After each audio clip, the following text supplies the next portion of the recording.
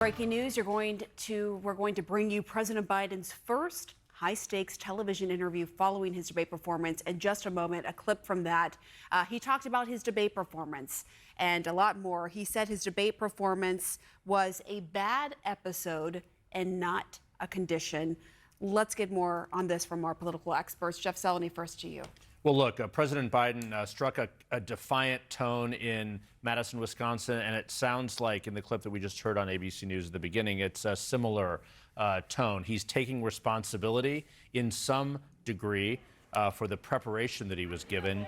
He says he was exhausted and he didn't follow his own instincts in preparing, but also just in this first clip, and we'll see more of it later this evening, some things that we still sort of need to hear more from. He's talking about his polling numbers in the middle of talking about this debate, and also oddly said he wasn't sure if he watched the debate afterward or not. So that did not strike me as something that was all that clear. But again, he's staying in the race, same defiant tone, at least at the beginning, that we heard earlier today in Madison. What do you make of that, David, that he said he couldn't recall if he watched the debate? I mean, I want to see the full interview and see if they revisit that topic, but that would be very odd to me that he has not, given the swirl around his debate performance, given his own self-assessment that this is entirely on him, entirely his fault, he told George Stephanopoulos.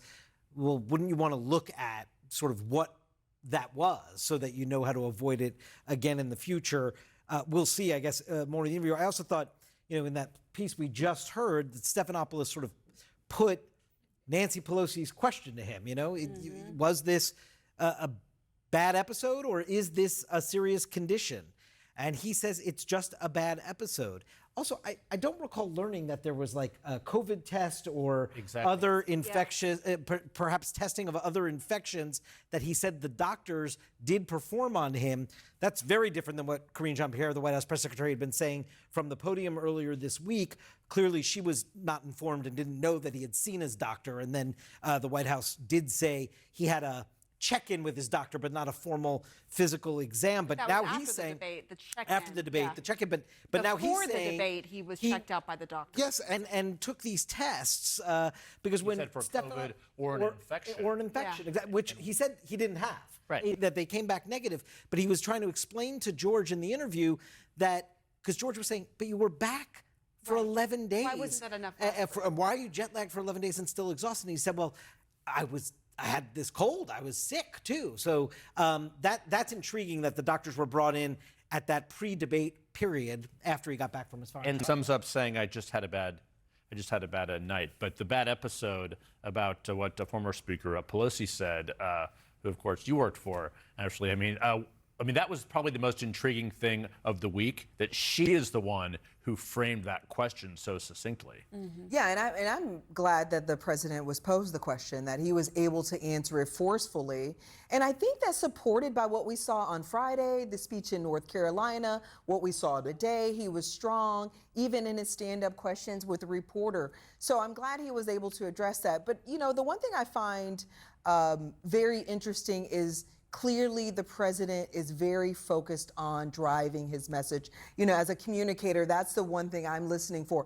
Are you pivoting back to your message? Are you using each one of these opportunities to get yourself out of a bind and put the attention back on your opponent? So the fact that he leans into the number of lies that Donald Trump said during the debate, this is a common thread, a theme that now we're starting to hear from the president, that the campaign internally knows is having resonance with, again, those 1% to 2% of voters. So to have him continue to lean into this idea that Trump is a liar, and can you trust him? That was the questions about that swirled around Bill Clinton at one point. Can you trust the president's word? I don't want a liar. I don't even want to know a liar, let alone have a liar run my country. And to have him point out the fact that the president lied about COVID, told people to take bleach. I'm going to interrupt you because we now have the clip we can play here of President Biden speaking on ABC.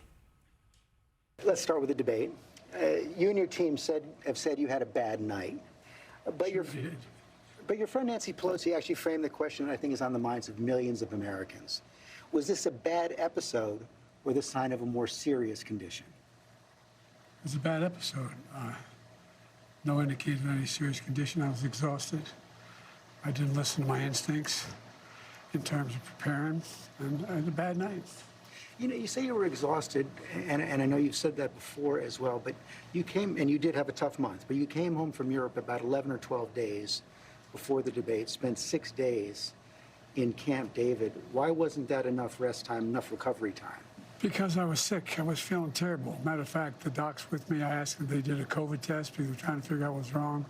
They did a test to see whether or not I had some infection, you know, a virus. I didn't. I just had a really bad cold. And did you ever watch the debate afterwards? I don't think I did, no.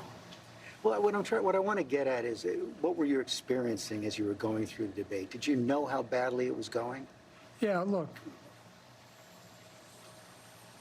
the whole way I prepared, nobody's fault, mine. Nobody's fault but mine.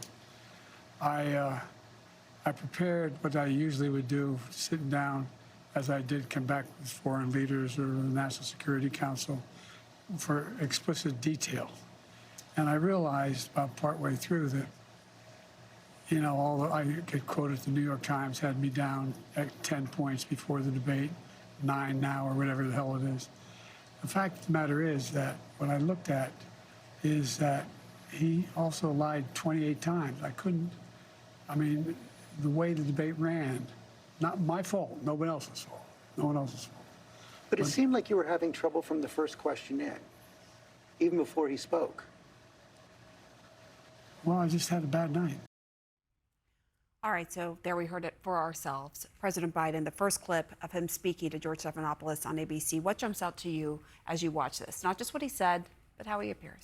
Well, we know he taped this right after we saw him do that rally in Wisconsin. He appears sort of comfortable, and I think sort of the Joe Biden that we've gotten accustomed to seeing. He certainly in that clip didn't resemble what we saw on the debate stage in Atlanta last week. He didn't seem in these moments to have some sort of meltdown and just like not able to focus or answer the question. Again, we're going to see a complete interview tonight, I'm sure, and we'll see the totality of it. But in that clip, he seems to be engaged in conversation, soft-spoken. He's a soft-spoken man these days.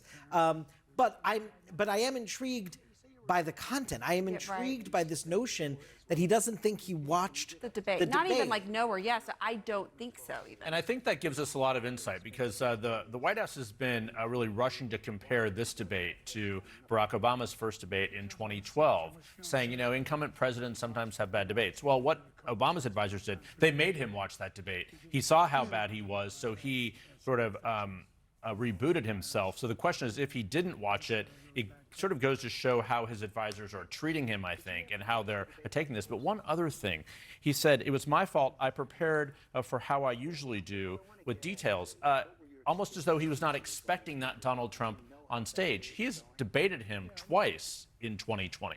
So I thought that was very interesting and odd, as though he was prepared to come to debate someone with facts and figures as opposed to the Donald Trump who we see on the campaign trail. So that also struck me as sort of odd. But he took ownership. He said, it's my fault, but total ownership. No, he did. I mean, he wanted to make clear, he said, the buck stops with me, it was my fault. But it does raise the question.